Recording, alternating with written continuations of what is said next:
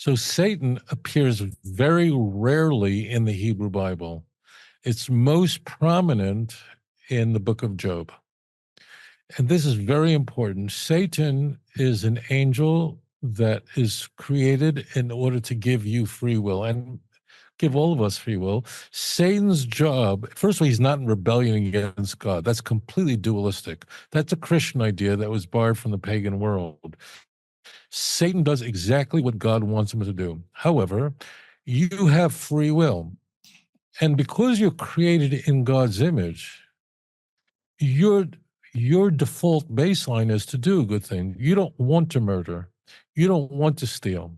You don't want to do these things because unlike your pet, unlike a cat or a dog, you're creating the image of God. Now, if we didn't have any evil inclination, if there was nothing casting forth any seductive blandishments, we would just never want to sin. Well, that sounds interesting. The only problem is that virtue would be then impossible. So therefore, God creates Satan, who does exactly what God wants him to do, and that is to tempt you.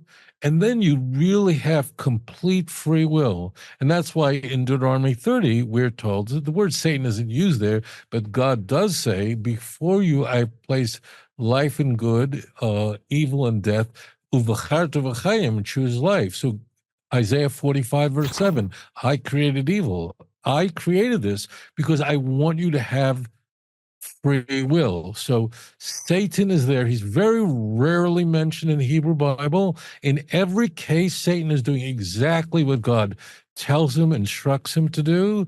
And Satan is considered in Judaism a blessing, because if we didn't have any evil inclination, then virtue would become impossible, and that wouldn't be an interesting world. So that's what Satan is. People can look at the serpent as Satan because it's the serpent is tempting Eve. It's a very intriguing story, but it's tempting Eve, and we're promised in Genesis chapter 4 that man can overcome these temptations. So the word is not used, but the idea does bleed through.